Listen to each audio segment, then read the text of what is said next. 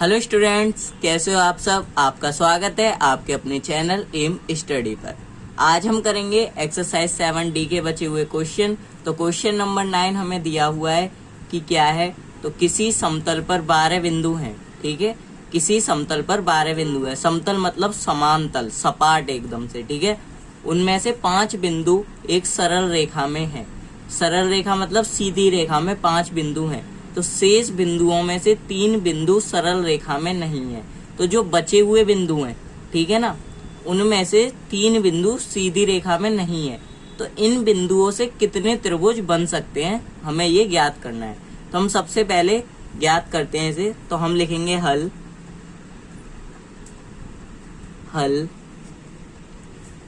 अब हम क्या काम करते हैं कि 12 बिंदुओं में से लेते हैं। 12 बिंदुओं में से 3 बिंदुओं की सहायता से त्रिभुज बनाने के तरीके। ठीक है ना, तो हम लिखते हैं यहाँ पर।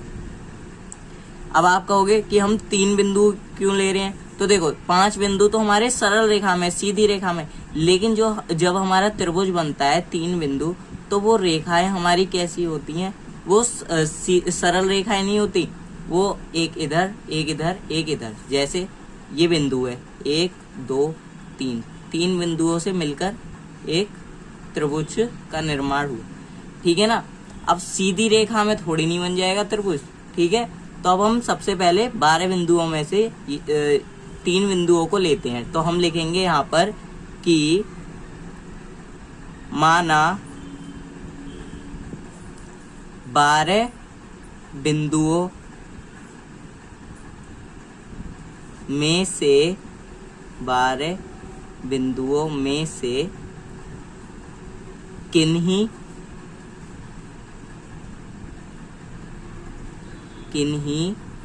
3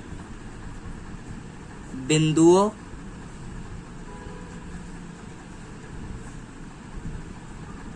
की सहायता से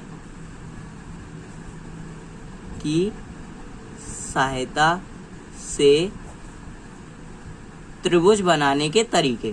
ठीक है, त्रिभुज बनाने के तरीके।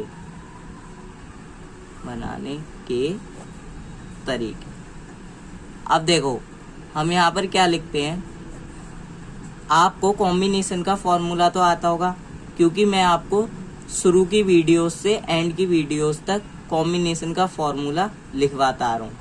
ठीक है ना, अब ये जो वीडियो में ये क्वेश्चन है, जो पिछली हमारी 8th क्वेश्चन था, उस एंड वीडियो तक मैंने आपको कॉम्बिनेशन का फॉर्मूला लिखवाया था। इस क्वेश्चन में भी मैं आपको कॉम्बिनेशन का फॉर्मूला लिखवा देता हूँ। ठीक है, तो कॉम्बिनेशन का फॉर्मूला हमारा होता है, यहाँ पर मैं आपको लिखवा देता हूँ। तो NCR, C का मतलब कॉम्बिनेशन होता है। इसे हिंदी में हम क्रमचय बोलते हैं। मैं आपको इंग्लिश और हिंदी दोनों में इसलिए पढ़ाता हूँ जिससे आपको आगे चल के कोई दिक्कत ना हो, क्योंकि कॉलेजों में हमेशा इंग्लिश में ही पढ़ाई होती है। ठीक है ना, तो NCR, तो ये हो जाएगा हमारा n factorial upon r factorial into n minus r factorial. ठीक है, अब देखो, अब हम 12 बिंदु यानी कि 12 को तो हम n ले लेते हैं। ठीक है, और 3 को हम r ले लेते हैं। तो हम यहाँ पर लिखेंगे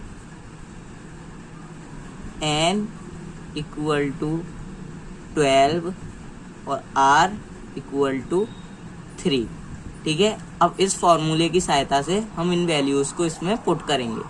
तो हम यहाँ पर लिखेंगे कि 12C3 equal to 12 factorial upon 3 factorial into 12 minus 3 factorial. ठीक है, अब हम इसे सॉल्व करते हैं। तो 12 फैक्टोरियल का हमारा 12 फैक्टोरियल ही रह जाएगा, 3 फैक्टोरियल का हमारा रह जाएगा 3 फैक्टोरियल, और 12 में से 3 गए, हमारे कितने बचे 9। तो यहाँ पर आ जाएगा 9 फैक्टोरियल। फैक्टोरियल खोलना मैंने आपको सिखाया है। ठीक है, अगर नहीं आता है तो आप मेरे इंट्रोडक्शन पार्ट में और फैक्टोरियल से जुड़ी वीडियोस में देख सकते हो, मैंने आपको करवाई हुई है परमुटेशन एंड कॉम्बिनेशन के चैप्टर में, जो आपका ये चल रहा है। ठीक है ना, तो इसमें हम करेंगे 12 फैक्टोरियल को हम 9 फैक्टोरियल तक खोलते हैं, जिससे हमारा 9 फैक्टोरियल भी कट जाए और हमारा ये ज़्यादा आगे प्रोसेस ना बढ़े। ठीक है, 12 इंटू 11 इंटू 10 इंटू 9 फैक्टोरियल, और 3 फैक्टोरियल को हम 1 तक खोल लेते हैं, तो 3 into 2 into 1 into 9 factorial. 9 factorial से 9 फैक्टोरियल कैंसिल 1 बार में। अब हमारा बचा, अब ऐसा करते हैं यहीं पर ही काट देता हूं मैं इसे, तो 3 से हमारा 12 कितनी बार में जाता है, 3 चौके 12, ठीक है, और 2 से 4 हमारा 2 बार में, तो हमारा क्या बचा 2 इंटू 11 इंटू 10, ठीक है, ये बचा। तो हमारा 2 की जब हम 11 से मल्टीप्लाई करेंगे तो कितना आएगा 22, और 22 की हम 10 से मल्टीप्लाई करेंगे तो हमारा आएगा 220, ठीक है ना, 220 हमारा ये आएगा। अब इसके बाद में हम क्या करते हैं, आपको यहाँ तक समझ आया कि 220 हमारा कैसे आया। देखो मैं आपको और अच्छे से यहाँ पर क्लियर करवा देता हूँ। हमें ये 12 बिंदु दिए थे, ये समतल में है, ठीक है ना। अब जब ये समतल में है तो इसमें हम क्या काम करेंगे कि हम 3 बिंदु ऐसे उठाएंगे जो हमारे सरल रेखा में ना हो, जिसकी वजह से हमारे एक त्रिभुज का निर्माण हो सके। तो हमने यहाँ पर 12 बिंदुओं में से 3 बिंदुओं की सहायता से त्रिभुज बनाने के तरीके देखे, फिर हमने फॉर्मूले के हिसाब से इन वैल्यूज को पुट किया, फिर इसे हमने सॉल्व किया, तो हमारा निकल करके आया 220।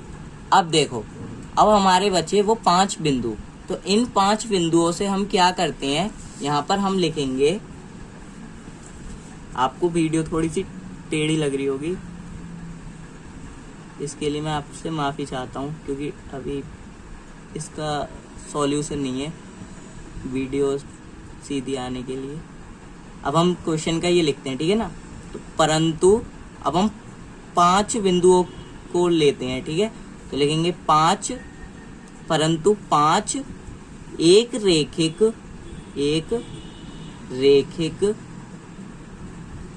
रेखिक मतलब होता है एक रेखा में, ठीक है ना, तो एक रेखिक बिंदुओं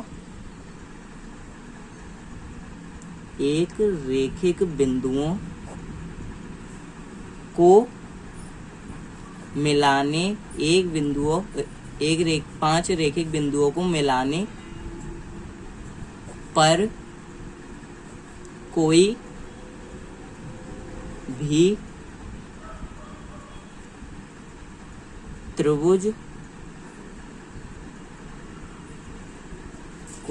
त्रिभुज नहीं बनेगा। अब 5 एक रेखिक बिंदुओं से कैसे नहीं बन पाएगा त्रिभुज, क्योंकि एक ही रेखा में है ये, ठीक है ना, एक ही रेखा में है, ठीक है। अब हम त्रिभुज बनाने के लिए क्या काम करेंगे कि लिखेंगे अतः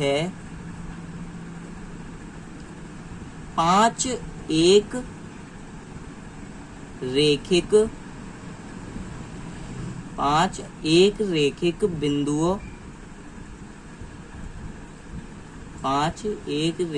बिंदुओं में से किन्हीं 3, ठीक है ना, अब हम लेते हैं 3 को मिलाने पर, अब 5 में से हम 3 लेंगे रेखाएं, जब भी, और फिर इन्हें मिलाने पर जब भी तो हमारा त्रिभुज बनेगा। तो मिलाने पर बने संचयों की संख्या,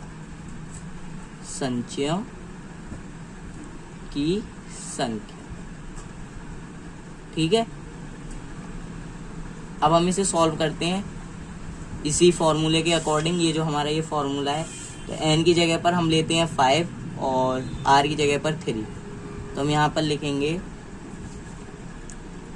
5c3 equals to 5 factorial upon 3 factorial into 5 minus 3 factorial. इसे हम सॉल्व करते हैं, 5 factorial as it is, 3 factorial as it is नीचे अपॉन में, और 5 में से 3 गए 2 फैक्टोरियल। अब फैक्टोरियल को हम खोल लेते हैं, 5 फैक्टोरियल को, तो हम यहाँ पर लिखते हैं 5 इंटू 4 इंटू 3 इंटू 2 फैक्टोरियल, ठीक है ना। नीचे हम 3 को भी खोल लेते हैं, 3 इंटू 2 इंटू 1 और 2 फैक्टोरियल को हम एज इट इज, देखो आप 3 फैक्टोरियल को भी ले सकते हो, ठीक है ना। मैंने यहाँ पर 2 फैक्टोरियल ले लिया है, आप इन दोनों में से कोई सी भी वैल्यू ले सकते हो जौन सी आपको सिंपल लगे, ठीक है।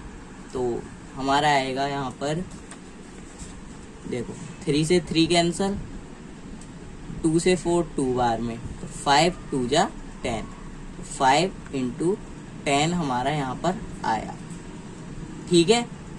अब हम क्या काम करेंगे, ये जो 5 एक रेखिक बिंदुओं में से किन्हीं 3 को मिलाने पर हमारी जो संचियों की संख्या थी, और जो 12 बिंदुओं में से हमने 3 बिंदु लिए थे त्रिभुज बनाने के लिए, इनको हम माइनस करेंगे तो हमारे अभिष्ट त्रिभुजों की संख्या निकल करके आ जाएगी। तो हम यहाँ पर लिखते हैं अभिष्ट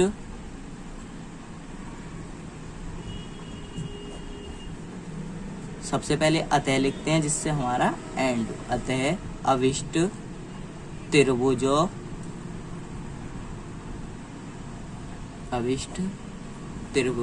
की संख्या, त्रिभुजों की संख्या। तो हमारा क्या होगा, 12C3 माइनस 5C3, इसे सॉल्व करने पर हमारा निकला था 220 और इसे सॉल्व करने पर हमारा निकला 10। तो हमारा आंसर निकल करके आएगा 210। 220 में से 10 गए, 210 बचे, लिख देंगे हम हैंस प्रूव। तो दोस्तों ये क्वेश्चन हमारा कंप्लीट होता है। आपको समझ में आया ये कैसे किया।